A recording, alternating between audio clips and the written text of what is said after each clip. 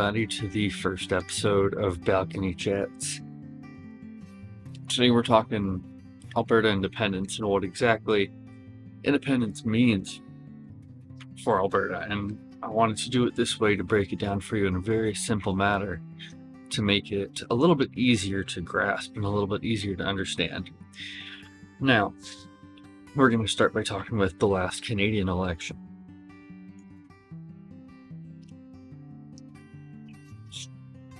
So, many Albertans are not happy about the outcome of the last election, and it's prompted a petition and vote for referendum. And essentially, for anyone who doesn't understand what that means for the province, it means that everything that Alberta doesn't like, that Ottawa has been doing for the past decade and a half, no more of it. It means that now Alberta can be an independent nation and potentially become the 51st state of the United States. More of that in another episode. But it essentially means Alberta can make its own decisions on its economy, on its healthcare, on bodily autonomy for both genders. There's only two, by the way. And everything else. It basically means that there's no more government overreach coming from the eastern side of Canada telling Alberta what it has to do. And we can even look back to what happened from 2020 to 2022 with all the mandates that came into effect from the pandemic, where even if a province wanted to not participate in shutdowns and closures and asking people for proof of vaccination, any of that, it didn't matter because Ottawa could overrule and enforce that you had to do this. And Alberta has gotten to the point now where they've said enough is enough. We don't want any part of it. So, in a broad spectrum here, if you disagree with independence, that's fine. You can vote no when it comes to the referendum. But it really, really matters in the sense of allowing people who live in Alberta to make their own decisions, where they can actually fight for what's best within the borders of Alberta. There's so many opportunities, there's so many perspectives to look at this from, and there's so much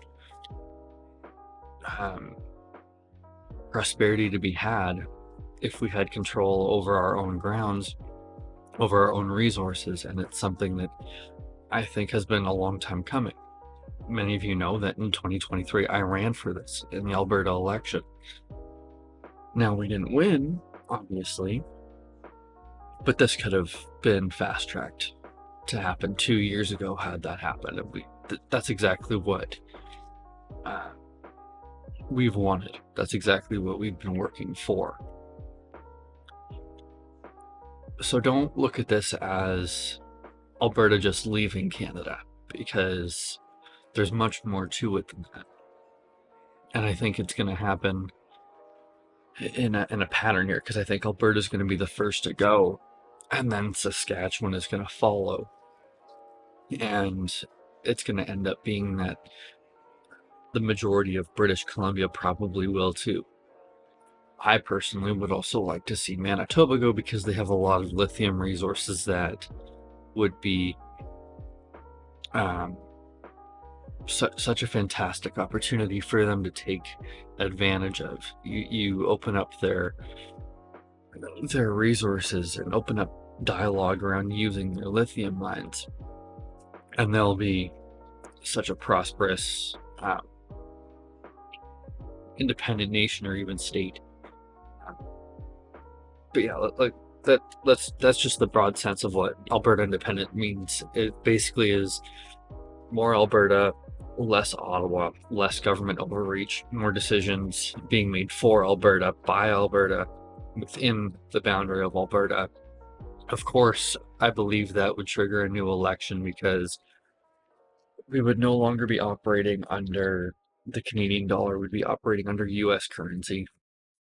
And it would have to be a realignment of boundaries as well, because I believe it would no longer be a premier that would be running the nation. It would be a governor, because we'd be operating more under a US format, even if we're not part of the US right away.